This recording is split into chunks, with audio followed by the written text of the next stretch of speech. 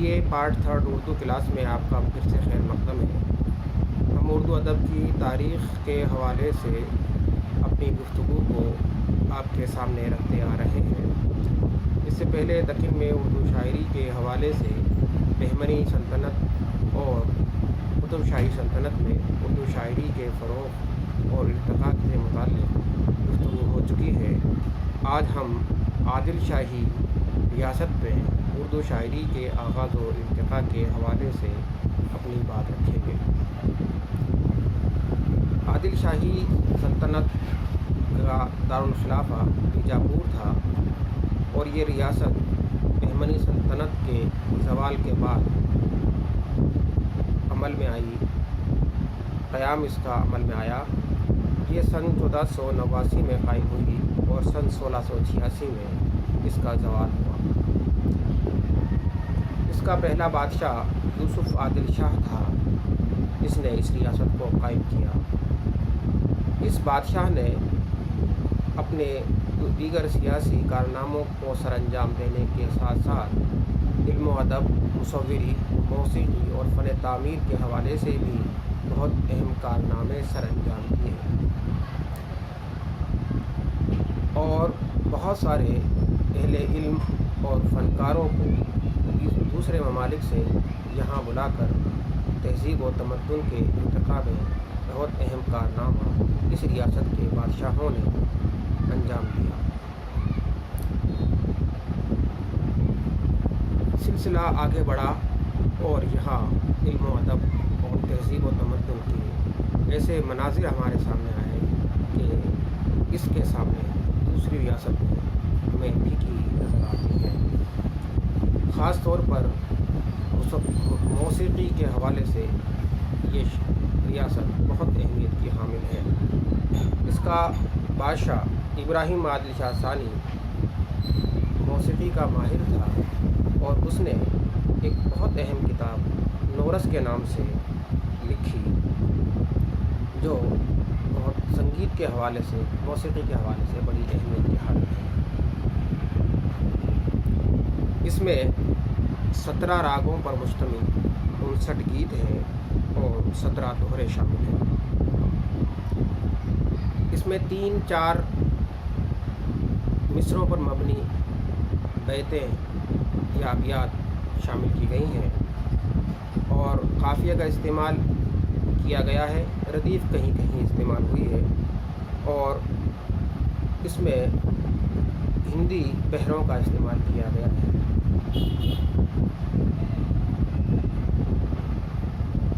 سادہ اشعار چھوٹی بحر میں لکھے گئے ہیں، لیکن جن اشعار میں سنسکرت الفاظ زیادہ شامل ہیں انہیں بڑی بحروں میں استعمال کیا گیا ہے۔ یہ زبان، یہ جو شاعری انہوں نے کی، یہ اس زمانے کی دکنی زبان کے حوالے سے بہت مختلف زبان ہے۔ اس میں دکنی کے بنسبت سنسکرت اور پراکرتی اثرات بہت زیادہ نظر آتے ہیں، خاص طور پر برج کے اثرات اس پر کافی جلوہ گر ہیں۔ اس کے بعد محمد عادل شاہ، جس کا عہد ہے سن 1627 سے سن 1656۔ اس کا عہد اردو ادب کے فروغ کے حوالے سے بہت ہی اہمیت کا حامل ہے۔ اس کے دور میں بہت اہم شاعر اس ریاست میں پیدا ہوئے اور انہوں نے اپنے فنی کارنامے انجام دیے۔ ان میں شوقی، مقیمی، صنعتی، رستمی اور ملک خوشنو کے نام اہمیت کے حامل ہیں۔ یہاں یہ بات بھی یاد رکھ لینی چاہیے کہ جہاں ابراہیم عادل شاہ ثانی موسیقی کا ماہر تھا اور اس نے اپنی مہارت کا مظاہرہ نورس میں کیا، اسی طرح اسی ریاست کے ایک بادشاہ علی عادل شاہ ثانی نے شاعری میں بھی اپنا اہم کارنامہ انجام دیا۔ وہ شاعری میں شاہی تخلص کرتا تھا اور اس کا دور سن 1656 سے لے کر سن 1672 ہے، اس کا دیوان بھی شائع ہو چکا ہے۔ یہ وہ بادشاہ ہے جس کے زمانے میں نصرتی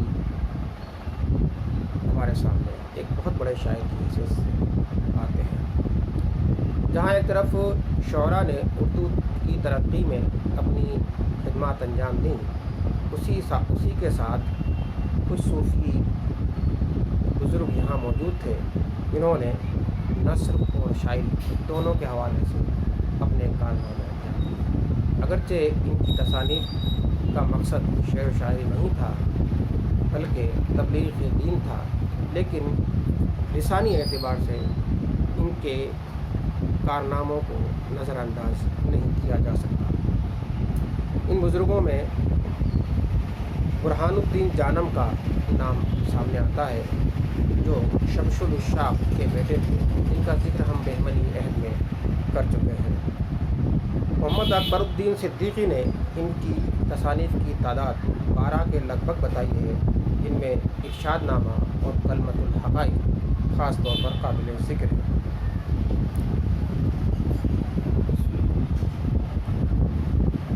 برہان الدین جانم کی شاعری پر سنسکرت اور ہندوی اثرات زیادہ نظر آتے ہیں، اور لسانی اعتبار سے یہ گجری زبان سے بھی اپنا رابطہ قائم کیے ہوئے ہیں۔ ان صوفی بزرگوں کے علاوہ ایک بڑا نام ہمارے سامنے آتا ہے، وہ ہے عبدل۔ یہ دراصل دہلی کے رہنے والے تھے اور دہلی سے دکن چلے گئے تھے۔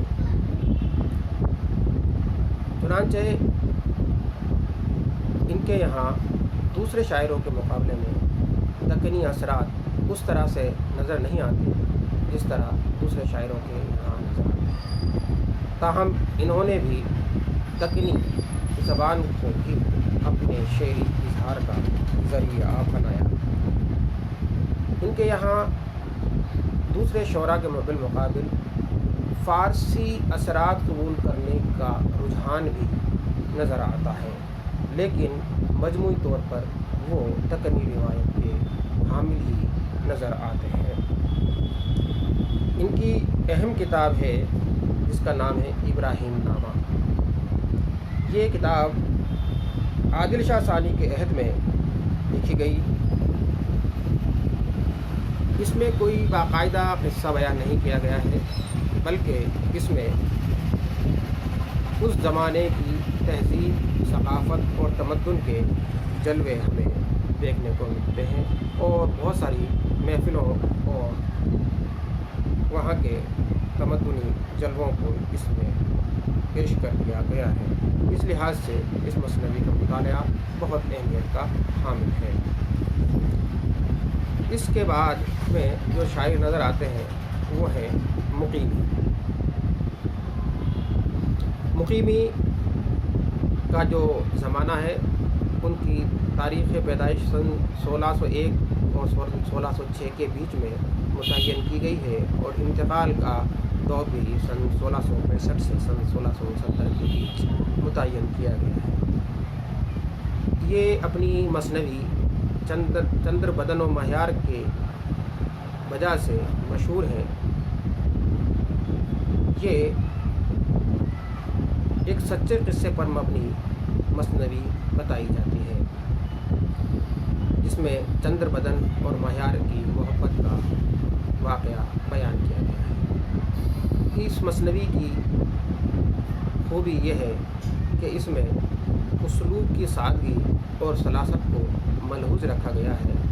یہ مثنوی اس زمانے کی دوسری مثنویوں کی طرح دیومالائی عناصر سے مملوء ہے، اور اس میں وہ تمام مافوق الفطری عناصر موجود ہیں جو مثنویوں کا اس زمانے کی مثنویوں کا خاصہ ہے۔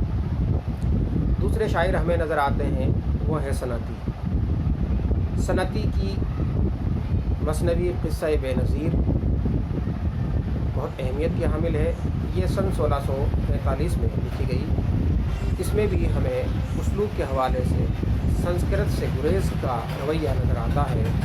आम फहम और सादा उसलूब की तरफ शायर माइल नज़र आता है। इस मसनवी में हज़रत मोहम्मद सल्लल्लाहु अलैहि वसल्लम के सहाबी अबू तमीम अंसारी का किस्सा बयान किया गया है। इसमें भी बाफ़ौक़ुल फ़ितरी अनासिर को शामिल किया गया है। इस का उसलूब सादा है और इसमें तिमसाल साजी का कमाल दिखाया गया है। इन शायरों के साथ साथ हमें एक बुज़ुर्ग और नज़र आते हैं जिनका नाम है अमीनुद्दीन आला।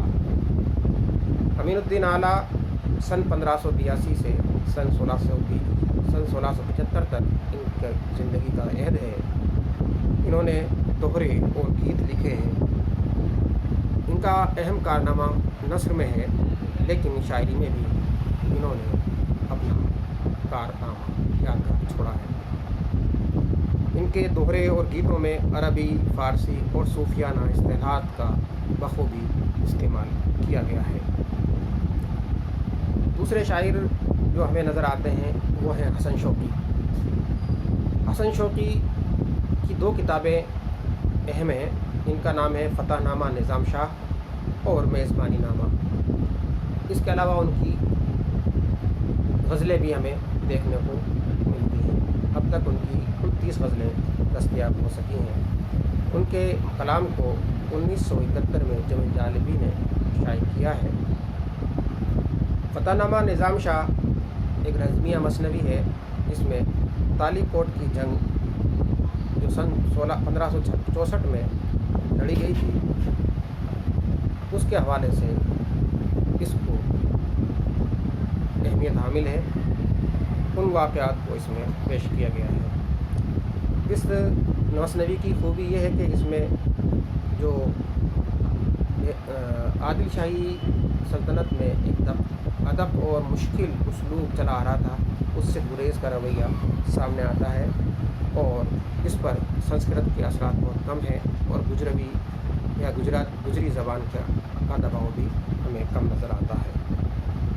इनकी दूसरी जो किताब है वो है मेज़बानी नामा। ये मोहम्मद आदिल शाह, जिनका दौर 1627 से 1656 है, के दौर में लिखी गई और ये नज़्म या मसनवी शादी की खुशी के मौके पर लिखी गई थी।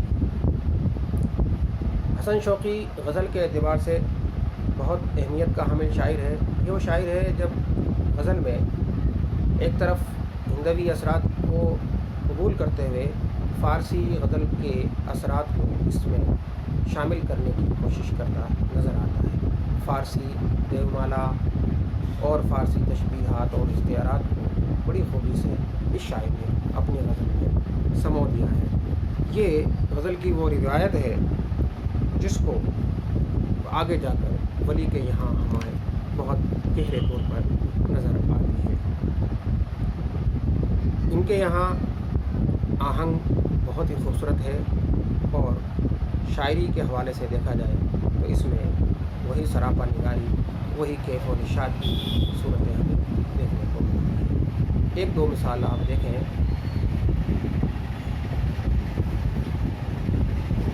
शेर देखें कि दिल जाम में जम है शाह का, शौक़ी नकर फिर अर्ज़ दूँ, ऐसे शहे आरिफ कने हाजत नहीं इजहार का।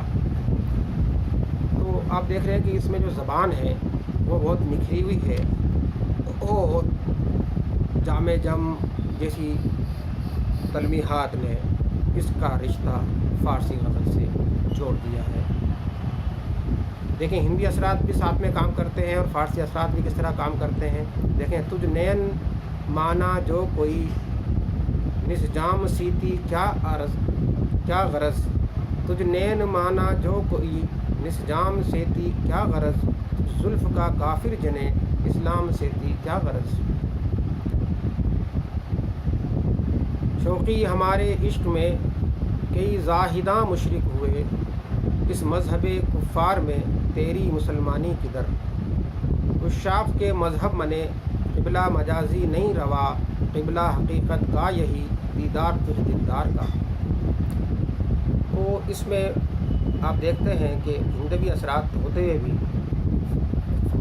غزل کے فارسی اثرات کو بہت شدت کے ساتھ برتا جا رہا ہے، اور ایک نئی زبان اور ایک نئی تخلیقی دنیا ہمارے سامنے ابھرتی نظر آتی ہے۔ حسن شوقی کے بعد جو سب سے بڑا اہم شاعر، اس پر عادل شاہی سلطنت کی ادبی تاریخ کا خاتمہ بھی ہوتا ہے اور تکمیل کو پہنچتی ہے، وہ ہے نصرتی۔ نصرتی کی کتاب گلشن عشق بہت اہمیت کی حامل ہے، جو سن 1658-59 میں لکھی گئی۔ دوسری اہم کتاب ہے علی نامہ، ایک کتاب ان کی تاریخ اسکندری یعنی فتح نامہ بہلول، اور ایک ان کا دیوان ان کی یادگار ہے۔ گلشن عشق داستان ہے، عشقیہ داستان ہے، اور اس میں مدھومالتی کے منوہر اور مدھومالتی کے عشق کا قصہ بیان کیا گیا ہے۔ اس مثنوی میں بھی اسلوب کے حوالے سے اگر آپ دیکھیں تو فارسی اثرات کی طرف مائل نظر آتے ہیں۔ اس مثنوی میں بھی وہی دیومالائی کردار ہمیں ملتے ہیں جو اس زمانے کی مثنویوں کا خاصہ ہے۔ سراپا نگاری انہوں نے بھی کی ہے، لیکن ان کے یہاں وہ جذباتی اور حسیاتی کیفیات نظر نہیں آتی جو سراپا نگاری میں ہونا چاہیے۔ ایک سادہ بیان ہمیں دیکھنے کو ملتا ہے۔ ان کے بعد ان کی دوسری جو کتاب ہے وہ ہے علی نامہ۔ یہ دراصل ایک رزمیہ ہے جو تاریخی حقائق پر مبنی ہے۔ یہ کتاب علی عادل شاہ کے دور حکومت کے ابتدائی 9 برسوں میں کے واقعات پر مبنی ہے۔ اس میں اس زمانے کی جو جنگیں ہوئی تھیں مراٹھوں اور مغلوں کے ساتھ، ان کا بیان ہے۔ نصرتی کو رزم نگاری میں کمال حاصل ہے، اور وہ خود ان جنگوں میں شامل تھا، اس لیے وہ ان کیفیات کو بڑی شدت اور بڑے پر اثر انداز میں بیان کرنے پر اس نے اپنی مہارت کا مظاہرہ کیا ہے۔ رزمیہ شاعری میں ایک اسلوب بیان پرزور ہونا چاہیے، اس کے لیے ایک پرزور متخیلہ کی ضرورت ہے، پرزور لغت کی ضرورت ہے، اور ایک ایسے صوتی آہنگ قائم کرنے کی ضرورت ہوتی ہے جس سے جنگ کی وہ کیفیات ابھر کر سامنے آ جائے جو شاعر بیان کرنا چاہتا ہے۔ یہ تمام خوبیاں اس مثنوی میں ہمیں دیکھنے کو ملتی ہیں۔ ان اہم شاعروں کے علاوہ 2-4 شاعر اور ہمیں ملتے ہیں جن میں ملک خشنود ہے۔ ملک خشنود دراصل گولکنڈہ کا غلام تھا، جو محمد عادل شاہ سن 1627 سے سن 1656 ان کا عہد ہے کہ شادی میں جہیز کے طور پر ان کی بیوی خدیجہ سلطان کے ساتھ بیجاپور آیا تھا۔ یہ شاعر تھا، اور ان دونوں نے یعنی کہ بادشاہ اور اس کی رانی نے اس کی عزت افزائی کی، اور اس نے ایک اہم کام ترجمے کے حوالے سے شاعری میں امیر خسرو کی مثنوی ہشت بہشت کا جنت سنگار کے نام سے سن 1646 میں ترجمہ کیا، اور اس میں بھی فارسی اسلوب کی طرف اس کا جھکاؤ ہمیں نظر آتا ہے۔ دوسرا شاعر ہے کمال خان رستمی۔ اس نے ابن حسام کی خاور نامہ کا دکن میں ترجمہ کیا۔ یہ ترجمہ سن 1648 میں کیا گیا۔ یہ اردو کی طویل ترین رزمیہ مثنوی ہے۔ اس کا اسلوب بھی ملک خشنود کی طرح فارسی کی طرف مائل نظر آتا ہے۔ شاعر کو قدرت کلام حاصل ہے، اور شعری لغت کے ذخیرے پر بھی اس کا اختیار ہمیں نظر آتا ہے۔ جیسا کہ ہم پہلے عرض کر چکے ہیں کہ اس ریاست کے ایک بادشاہ علی عادل شاہ ثانی نے بھی شاعری میں اپنی خدمات انجام دی۔ وہ شاہی تخلص کرتا تھا، اس کی شاعری میں ہندوی اثرات بہت زیادہ ہیں. اس کی یہاں سراپا نگاری اور انبساط و کیف مختلف صورتیں بھر کر سامنے آتی ہیں.